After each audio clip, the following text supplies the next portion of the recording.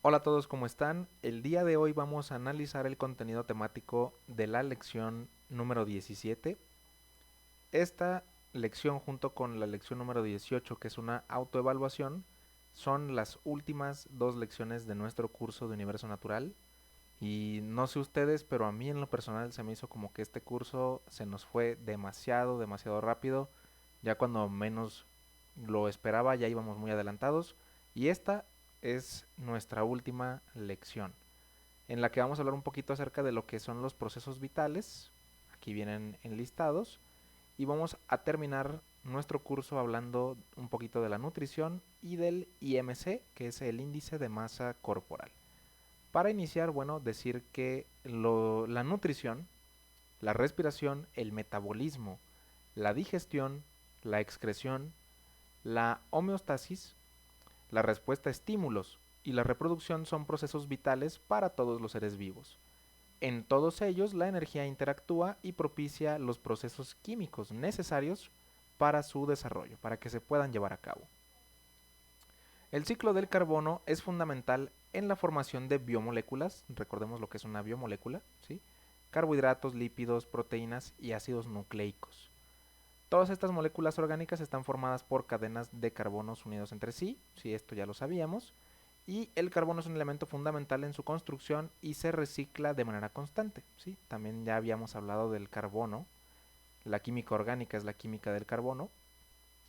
Todos los organismos vivos participan de una forma o de otra en el ciclo del carbono. Recordemos lo que decíamos en la lección anterior de lo diferentes que somos nosotros como organismos a otros como lo son las plantas. Las plantas fijan dióxido de carbono para producir oxígeno y también para formar azúcares. Y nosotros hacemos todo lo contrario. Nosotros respiramos oxígeno, degradamos azúcares para obtener energía y a su vez nosotros nos deshacemos del dióxido de carbono, ¿sí? De tal forma que el ciclo del carbono pues establece un balance dinámico en el que la concentración de cada una de las principales sustancias permanece más o menos constante. Sí, y a continuación vamos a hablar un poquito de cada uno de los procesos vitales que habíamos mencionado al principio. El primero de ellos es la homeostasis. Para entender lo que es la homeostasis, tenemos que nosotros imaginarnos que nosotros como organismos somos un sistema, ¿sí? Y que nuestro ambiente es otro sistema. Y que tenemos que estar en un equilibrio, en un balance. Si el ambiente cambia, también nosotros cambiamos, ¿sí? Entonces, algún ejemplo de homeostasis es, por ejemplo, cuando hace frío. Cuando hace frío y nosotros no estamos abrigados, ¿qué es lo que pasa? Bueno, pues que comenzamos a temblar, ¿verdad? Bueno, pues cuando temblamos, lo que sucede es que estamos produciendo ese movimiento involuntario para calentar nuestro cuerpo. Y si en el ambiente está haciendo mucho calor, ¿qué es lo que sucede? Bueno, que comenzamos a sudar. El sudor es la respuesta del organismo ante una temperatura elevada para poder refrescarnos, para poder nosotros regresar a una temperatura adecuada, ¿sí? De igual forma sucede con las sustancias tóxicas. Cuando estamos enfermos, ¿qué es lo que sucede? Que en muchas ocasiones cuando se trata de una infección, entramos, pues nos da calentura, ¿verdad? Cuando nos da calentura es porque el organismo está aumentando la temperatura para poder eliminar los organismos que nosotros tengamos dentro, ¿sí? Para poder eliminar esa enfermedad, vaya. Eso en pocas palabras es la homeostasis. Otro es la respiración. En la respiración se lleva a cabo una secuencia de reacciones de óxido de reducción, a las que se les denomina redox, e inversión de energía, ¿sí? Su finalidad consiste en sustraer energía de la glucosa, sí que es un carbohidrato, y otros materiales alimentarios e integrarla en el ATP. Recordemos que ya también en la lección anterior habíamos hablado de lo que es el ATP, ya que en el metabolismo el ATP constituye un depósito de energía inmediata. La respiración celular ocurre entonces en las mitocondrias de cada una de las células del organismo. Las mitocondrias son un organelo muy importante dentro de la célula, porque aquí es donde se lleva a cabo ese proceso que se llama respiración celular. Y se lleva a cabo en dos fases. Una de ellas es el ciclo de Krebs. No sé si ustedes habían oído antes hablar del ciclo de Krebs. es pues el coco de los químicos, porque es un proceso que, si bien no es excesivamente complicado, sí tiene muchos pasos, muchos procesos. Entonces, pues resulta un poco confuso aprendérselo, pero pues aquí no vamos a hablar del ciclo de Krebs, simplemente tenerlo en consideración, que existe y que forma parte de la respiración celular. Y también el transporte de electrones. Este último tiene en este último tiene lugar la mayor parte de la síntesis del ATP, con la participación de enzimas en la membrana interna de la mitocondria. Sí, de aquí pues nada más mencionarlo, si no vamos a abordar mucho el tema. El siguiente es el metabolismo.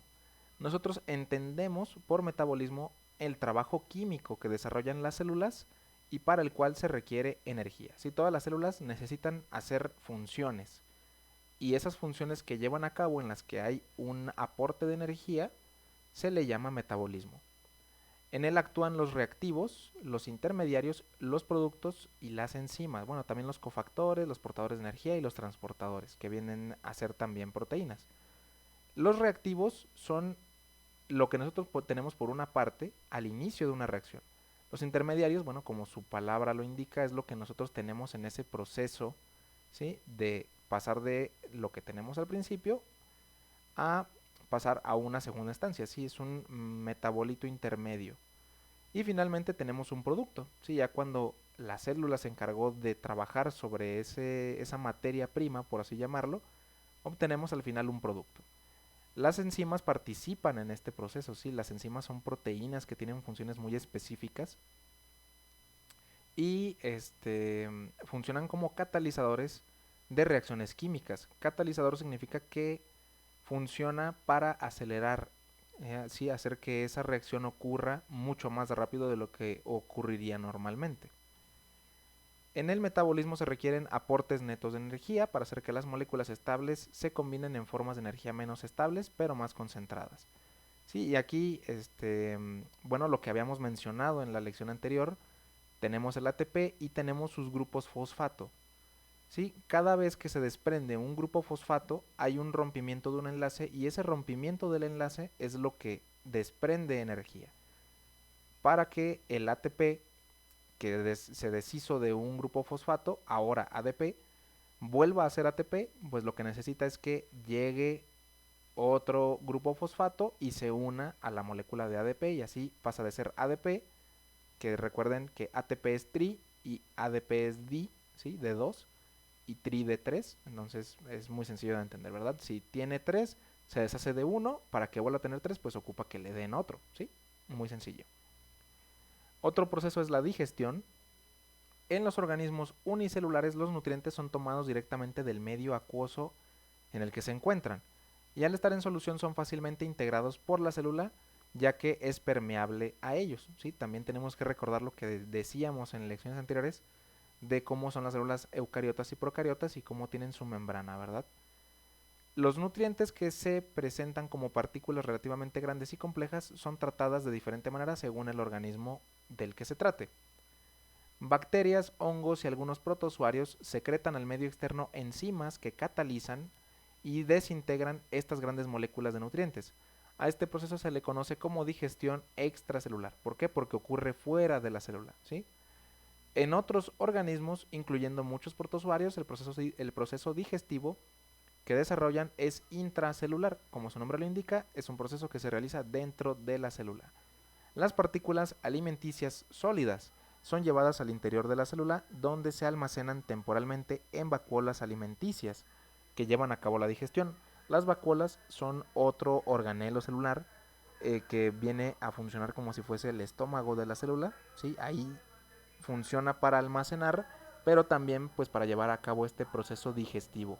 De hecho, las vacuolas son exclusivas de las plantas, ¿sí? Desconozco si también se encuentran en algunos organismos como bacterias y protozoarios, pero en los organismos que sí o sí tienen vacuolas, y es precisamente para almacenar agua, son las células vegetales, ¿sí? Las células de las plantas. Gran parte de los productos obtenidos son utilizados en el metabolismo celular. Otro proceso vital es la excreción. Los organismos desalojan por sí mismos los productos metabólicos de desecho mediante el proceso llamado excreción. Cualquier tipo o producto de carbohidratos, grasas, aminoácidos, proteínas, ácidos nucleicos, excedentes de dióxido de carbono y oxígeno y diversas sales pueden ser excretadas del organismo. En los organismos vertebrados, es decir, que tienen huesos, los órganos excretores fundamentales son los riñones, y estos se encargan de desalojar el exceso de agua, los desechos nitrogenados orgánicos, así como las sales y otros materiales y o sustancias metabólicas en forma de orina. ¿Ustedes sabían eso? Los riñones son muy importantes porque son los que se encargan precisamente de separar lo que, bueno, hablando de los líquidos, ¿verdad? Lo que sí sirve de lo que no sirve, ¿sí? Lo que se puede reabsorber, pues eso se reabsorbe, y lo que el cuerpo ya no necesita lo desecha en forma de orina. La orina es una solución acuosa y en ella hay diversas sustancias contenidas. Las principales pues son productos de excreción del cuerpo. ¿Sí? La orina en su composición es principalmente agua, pero también lleva algunas sales, lleva también bacterias, y es muy importante hablar de lo que son los análisis de orina, el que se le denomina EGO, examen general de orina, porque a través de este tipo de exámenes, así como el examen sanguíneo, se puede saber el estado de salud de la persona. Si tiene malos hábitos, ¿sí? Que no toma mucha agua o que hay un problema renal, se puede saber mediante este tipo de análisis. Es por eso que es importante que nosotros nos hagamos periódicamente este tipo de, pues sí, este tipo de análisis, de exámenes. Y finalmente tenemos la reproducción. Sí, la reproducción es un proceso autodirigido mediante el cual todos los seres vivos son capaces de producir nuevos individuos de su misma especie. La reproducción se lleva a cabo en diferentes maneras, dependiendo del tipo de organismo, pero su generalidad consiste en una separación de un complemento de su ADN, acompañado de otros compuestos protoplasmáticos para formar uno o varios nuevos individuos. Si recordemos lo que habíamos dicho que era el ADN, ¿sí? El material genético en el que se encuentra toda la carga genética, ¿sí? Que si una persona es chaparrita, que si una persona es alta, que si una persona es rubia o es morena, el tipo de cabello, el color de ojos, inclusive la personalidad, son cosas que son heredadas de los padres a sus hijos. Es por eso que nosotros somos parte de nuestros padres, ¿sí? Nosotros literalmente somos parte de ellos. La reproducción se clasifica principalmente en dos tipos, que es sexual y asexual. También ya habíamos hablado de esto anteriormente. En la reproducción sexual intervienen dos células llamadas gametos, que unen sus núcleos para dar origen a una nueva célula, ¿sí? Para dar origen a la vida. En el caso de los humanos, pues sabemos que, o bueno, de todos los mamíferos, es el óvulo y el espermatozoide, ¿sí? Cada uno de los gametos proviene del progenitor diferente, y cuando es así, la reproducción requiere de la participación de dos organismos, ¿sí? Esto desde luego es lógico.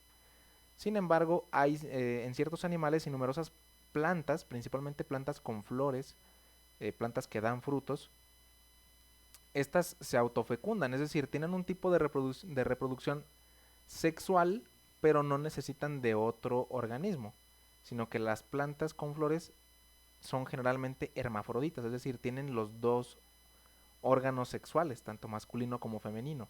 Desde luego, no como nosotros podamos llegarnos a imaginar, sino que son organismos diferentes, vaya, ¿sí? Pero, bueno, así funciona su reproducción. Y la reproducción asexual no interviene en gametos, sino que se produce algo que le llamamos división celular o mitosis, en el que a partir de un organismo, de una sola célula, bueno, pues esta pasa por un proceso y se divide en dos, que son exactamente iguales. Con esto terminaríamos esta parte de los procesos vitales y ya nada más nos quedaría hablar de lo que es la nutrición. La ciencia de la nutrición estudia la composición y la cantidad de alimentos que requiere el organismo humano y el papel fisiológico que desempeñan las diferentes sustancias una vez que ingresan en el organismo. En general podemos clasificar los nutrientes como lo tenemos a continuación. Las fuentes de energía. Estas las suministran las ligaduras de carbono e hidrógeno de los carbohidratos, grasas y proteínas. Sí, estas son las fuentes de energía. De aquí se desprenden, bueno, las que conocemos como fuentes de carbono.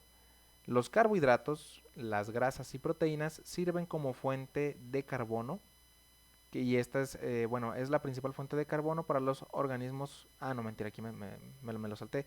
El dióxido de carbono es la fuente principal de carbono para los organismos fotosintéticos. ¿Sí? Organismos fotosintéticos son principalmente las plantas y como lo habíamos visto en anteriores lecciones, también algunos organismos unicelulares.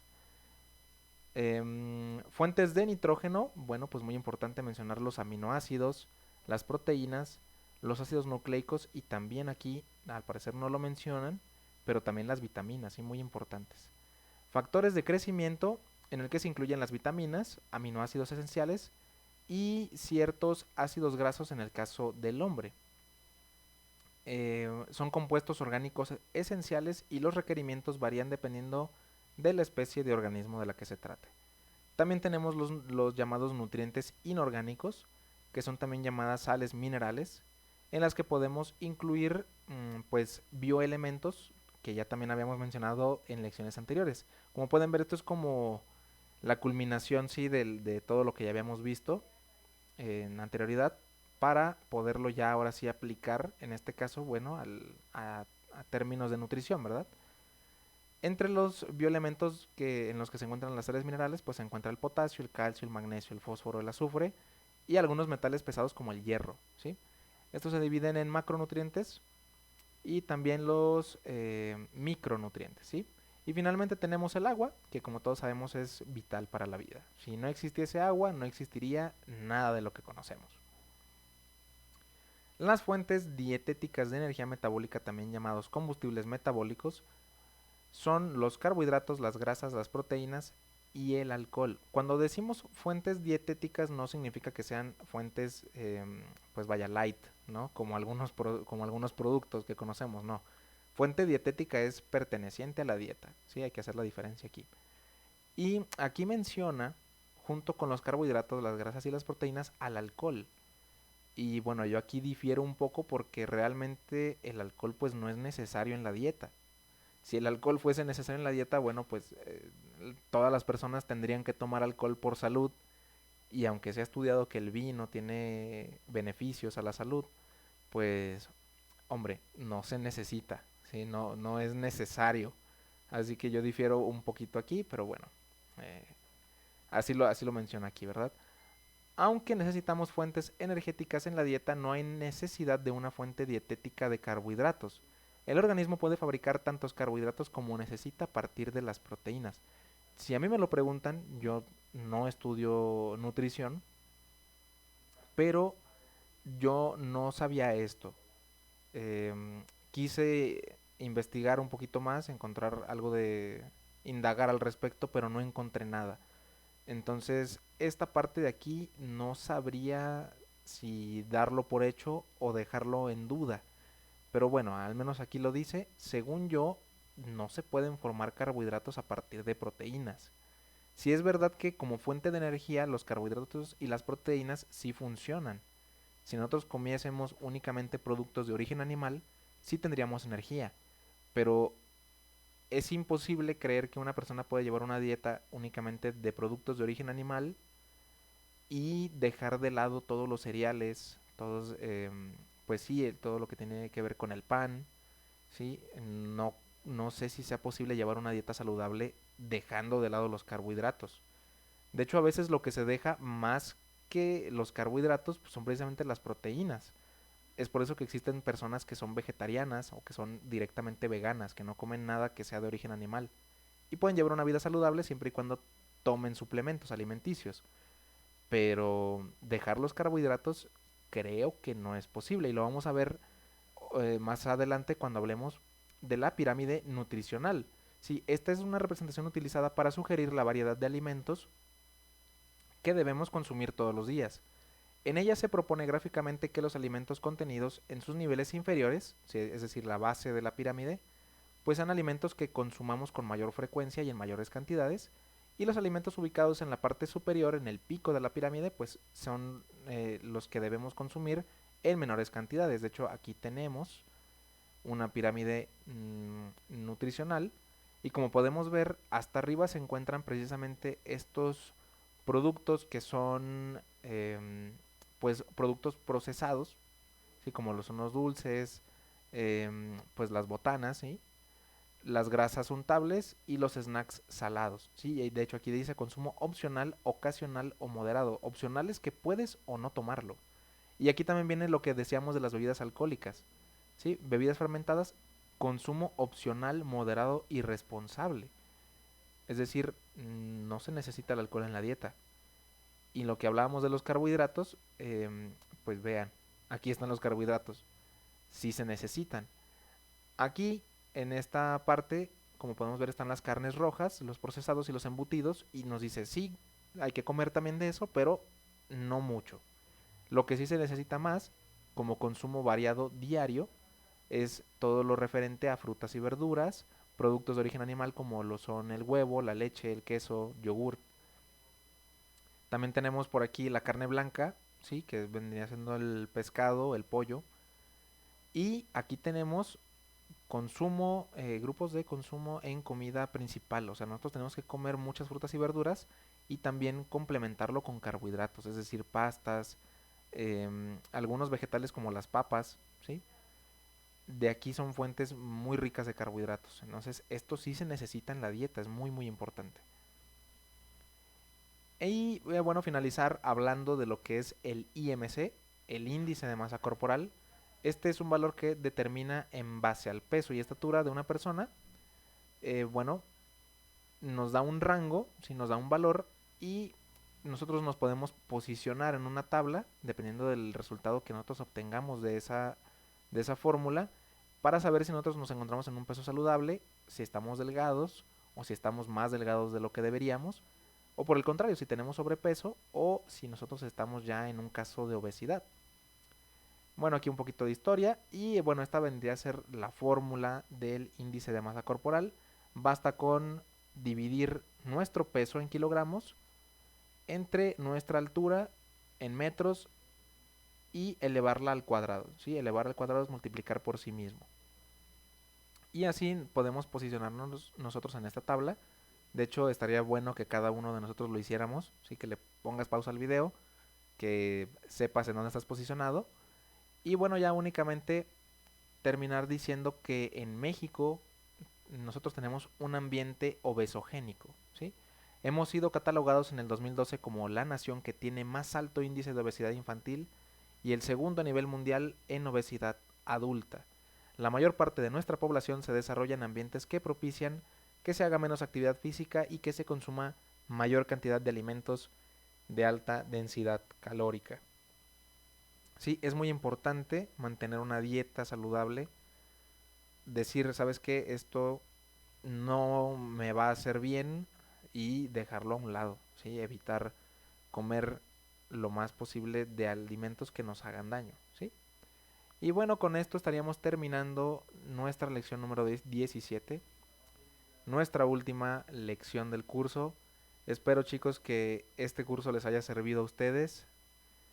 La verdad, yo aprendí bastante y mi intención siempre fue esa, que ustedes también se interesaran por el tema científico y que a su vez aprendieran muchas cosas. Si alguna de las lecciones que tratamos yo dije algo que se te quedó muy grabado, que dije algo que se te queda para el resto de, pues no digo de tu vida, sino que lo puedas aplicar pues en algún momento, pues yo estaría muy muy agradecido. Como siempre, recordarles si tienen alguna duda, me la hagan saber en el foro de dudas. Y nos estaremos viendo, pues, ahora sí que ya no va a haber una próxima, pero yo creo que nos estaremos viendo de alguna otra forma en alguna otra ocasión. Nos vemos, chicos. Muchas, muchas gracias a todos.